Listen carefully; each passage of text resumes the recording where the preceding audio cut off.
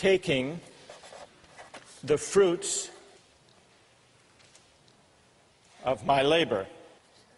But if the state has the right to take my earnings or the fruits of my labor, isn't that morally the same as, according to the state, the right to claim a portion of my labor?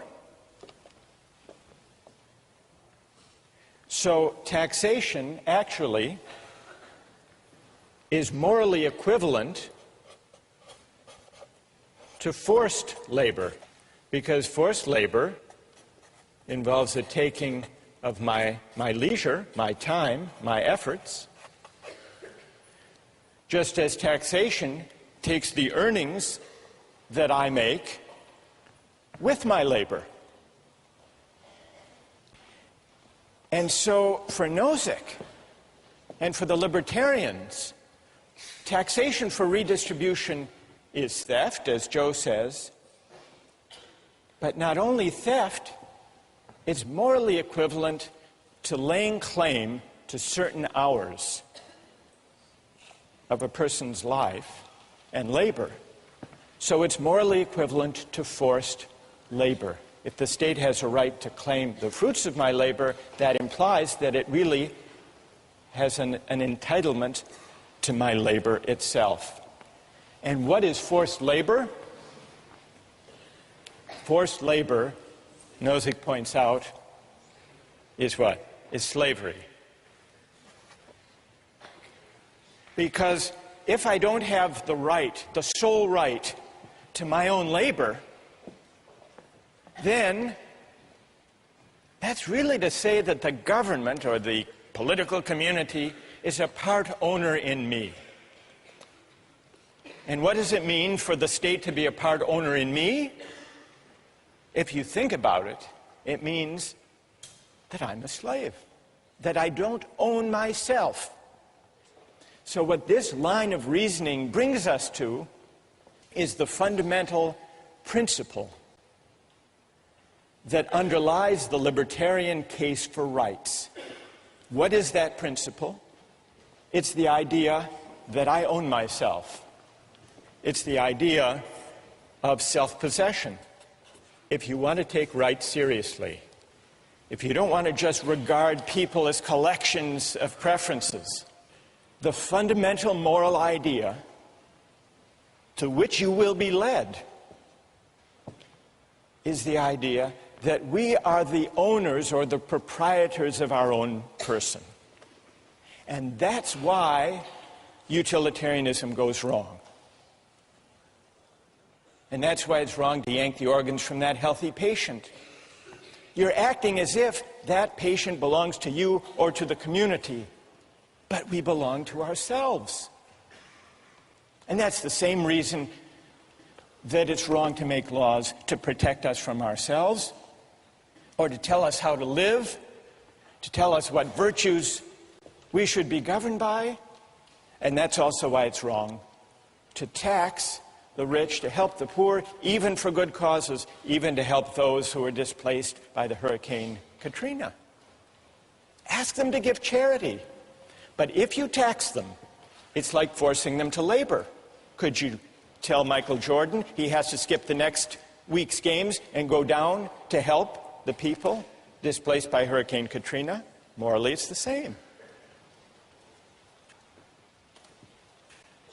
So the stakes are very high. So far, we've heard some objections to the libertarian argument, but if you want to reject it, you have to break into this chain of reasoning, which goes, taking my earnings is like taking my labor, but taking my labor is making me a slave. And if you disagree with that, you must believe in the principle of self-possession. Those who disagree, gather your objections, and we'll begin with them next time.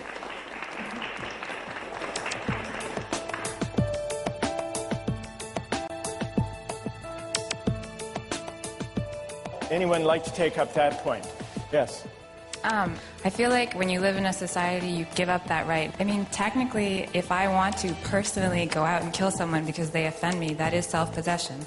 Because I live in a society, I cannot do that. Victoria, are you questioning the fundamental premise of self-possession? Yes. I think that you don't really have self-possession if you choose to live in a society because you cannot just discount the people around you. We were talking last time about libertarianism. I want to go back to the arguments for and against the redistribution of income. But before we do that, just one word about the minimal state. Milton Friedman, a libertarian economist, he points out that many of the functions that we take for granted as properly belonging to government don't. They are paternalist. One example he gives is Social Security. He says it's a good idea for people to save for their retirement during their earning years, but it's wrong. It's a violation of people's liberty for the government to force everyone, whether they want to or not, to put aside some earnings today for the sake of their retirement. If people want to take the chance, or if people want to live big today and live a poor retirement, that should be their choice. They should be free to make those judgments and take those risks. So even Social Security would still be at odds with the minimal state that Milton Friedman argued for. It's sometimes thought that collective goods like police protection and fire protection will inevitably create the problem of free riders unless they're publicly provided. But there are ways to prevent free riders. There are ways to restrict even seemingly collective goods like fire protection. I read an article a while back about a private fire company, the Salem Fire Corporation in Arkansas. You can sign up with the Salem Fire Corporation.